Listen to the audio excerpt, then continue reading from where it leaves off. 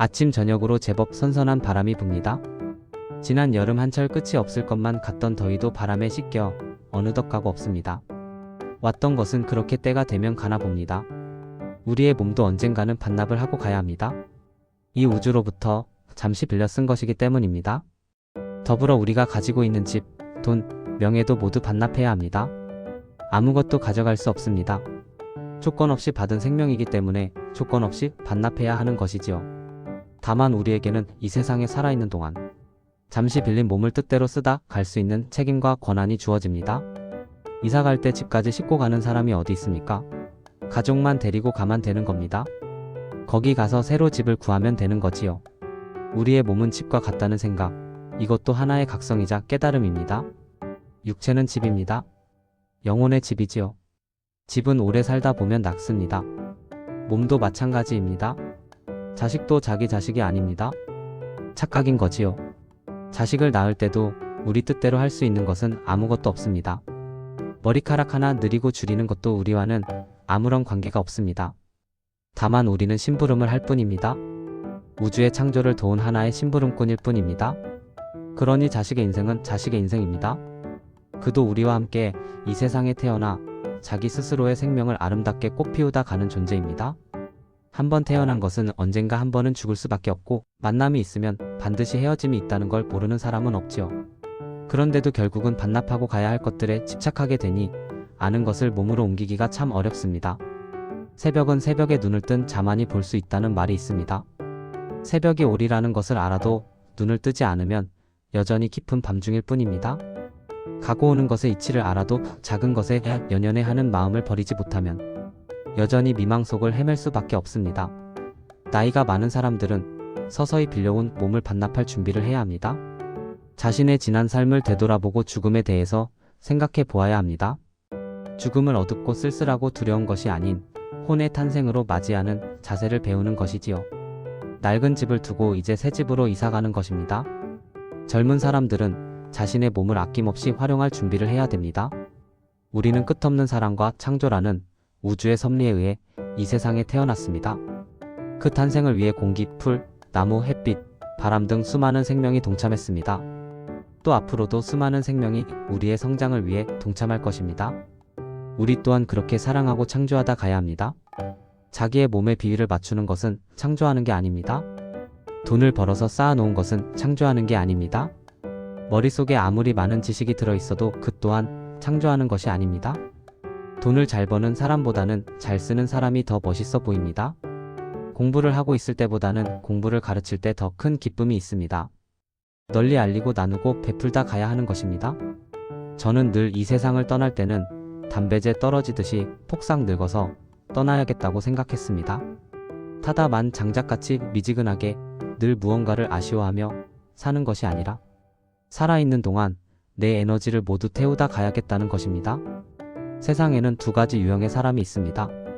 자신이 정한 삶의 목표를 위해서 자기 몸을 쓰고 활용하다 가는 사람이 있고 몸의 비위를 맞추다가 가는 사람이 있습니다. 자기 몸의 주인이 되고 자기 몸을 활용하려면 삶에 뚜렷한 목적이 있어야 합니다. 몸은 내 정신이 잠깐 머물러 있는 곳입니다. 그런데 사람들은 다 이 몸 속에 갇혀 살아갑니다. 다시 말하면 욕망에 갇혀 살아갑니다. 욕망이 있다는 것은 자연스러운 것이지요. 그런데 대부분의 사람들은 그 욕망을 모시느라고 어찌할 줄을 모릅니다. 주인이 되어 즐겨야 하는데도 말입니다. 이 몸도 모셔야 되는 것이 아니고 써야 할 대상입니다. 몸을 모시는 것은 곧 자동차를 사서 폐기 처분할 때까지 매일 닦기만 하는 것과 같습니다. 인생을 살면서 자기의 모든 것을 헌신할 만한 삶의 목적이나 대상을 발견한 사람은 아름답습니다. 그러나 그 대상을 찾지 못했거나 잃어버린 사람은 늘 외롭습니다. 인간의 깊은 내면에 있는 그 근본적인 외로움은 이 세상 무엇을 갖고도 해결할 수 없습니다. 그 목적을 찾아야만 비로소 해결되는 것입니다. 힘은 결정했을 때만 작동하기 시작합니다. 판단이 되기 전에 중간 상태에서는 천하의 제 아무리 힘이 센 소라도 한 걸음도 떼어 놓지 못합니다. 판단을 했을 때 왼쪽으로 갈 것인가, 오른쪽으로 갈 것인가, 전진할 것인가, 후퇴를 할 것인가가 결정되고 그때서야 비로소 힘이 써지는 것입니다. 인생에서 가장 중요한 결정은 바로 삶의 목적을 어디에다 둘 것이냐를 정하는 것입니다. 우리 민족의 3대 경전 중에 하나인 참전계경에는 의식이라는 말이 있습니다. 의란 마음으로부터 명령을 받는 것이고 식이란 깊이 뿌리 내려 움직이지 않음을 뜻한다. 뜻이 하늘 마음에서 명령을 받아 움직이는 것이 아니라 사람의 욕심을 좇아 멋대로 움직이면 결국 몸 전체가 하늘의 명령을 어기는 것이 되어 마침내 그 공을 거두지 못하고 바람이 불어 나뭇가지가 흔들리다가 뿌리마저 흔들리게 되는 것과 같다. 하늘 마음으로 바르게 하고자 할진대 먼저 마음의 밭을 고루 갈아야만 그 어둠이 있을 것이다. 마음에서 나온 뜻이 뿌리를 내려 변함이 없는 것, 내 삶에는 과연 그런 것이 있는가? 길이 되물어 볼 일입니다. 스스로 공을 들여서 이 세상에 나온 사람은 없습니다. 나올 때 조건부로 하늘과 계약서 쓰고 나온 사람은 없습니다. 나는 언제까지 살겠다고 도장 찍고 나온 사람도 없습니다. 그러나 우리는 아침에 눈을 뜨면 오늘도 이렇게 눈이 떠지는구나. 오늘도 이렇게 내 심장이 뛰고 있구나 할 정도로 감사하는 마음을 가져야 합니다. 뭐가 부족하고? 다들 불만이 너무 많고 또 너무 성급합니다. 결국은 왔다가 갈 텐데 뭐가 그리 급한지요. 천지가 왜 이리 오랫동안 존속하느냐 하면 서두르지 않고 다만 정확하기 때문입니다.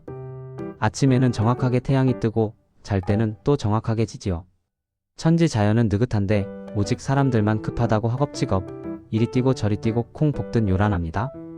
하늘에 몽땅 맡겨버리면 그 다음부터는 걱정할 것이 없습니다. 기은 좌절의 순간마다 내가 언제부터 나였나? 원래 하늘에서 난 것이지. 하늘이 나를 태어나게 했으니까 몽땅 책임지시오. 나는 하늘이 하라는 대로 하겠소. 이런 배짱이 있어야 합니다. 탁 맡겨버리는 겁니다. 나를 태어나게 한 것은 하늘이다. 나를 먹고 살게 하는 것도 하늘이고 왔던 곳으로 데려가는 것도 하늘이다. 하늘의 이치대로 사는 것이니까 이제 나는 없다. 내 것은 아무것도 없으니 내 복이든 병이든 다 가져가라 하늘 뜻대로 하라 이겁니다. 그러면 어떤 병이든 하루아침에 싹 없어져 버립니다. 하늘이 가져가 버립니다. 그런데 대부분의 사람들은 그 병도 내 것이라고 움켜잡거든요. 또 복도 내 복이라고 움켜잡습니다. 자신이 잘나서 그런 복이 왔다고 착각하는 거지요. 병도 우리 것이 아니고 행복도 우리 것이 아닙니다. 다 던져버리면 그때 하늘과 땅이 우리를 주관합니다. 내가 내 것이 아님을 알고 나면 평화가 옵니다. 그 다음엔 흘러만 가면 되는 거지요. 완전히 나를 비워버릴 때 참 우주와 하나 되는 것입니다. 사람은 누구나 이 세상에 태어날 때 어떤 사명을 가지고 태어납니다. 태어날 필요성이 있기 때문에 태어난 것입니다. 이 세상에 태어나 자신의 가치를 발견하고 또 그것을 실현한 사람은 성공한 사람입니다. 그러나 스스로를 있어도 그만 없어도 그만인 사람이라고 생각하다 간다면 사는 재미가 별로 없을 겁니다. 행복한 삶이니 불행한 삶이니 하는 것은 태어날 때부터 결정된 것이 아니고 그러한 사명과 가치를 알았느냐 몰랐느냐에 따라서 결정됩니다. 스스로가 자신을 무의미한 존재라고 생각하면 삶은 무의미할 수밖에 없습니다. 나라는 존재를 이 세상의 필연적인 존재로 여기고 그러한 가치관을 정립하면 그 다음부터 그 사람의 인생은 틀림없이 달라집니다. 마음을 펴면 우주를 덮을 수 있고 마음을 모으면 바늘 끝만큼 모을 수 있는 것이니까요.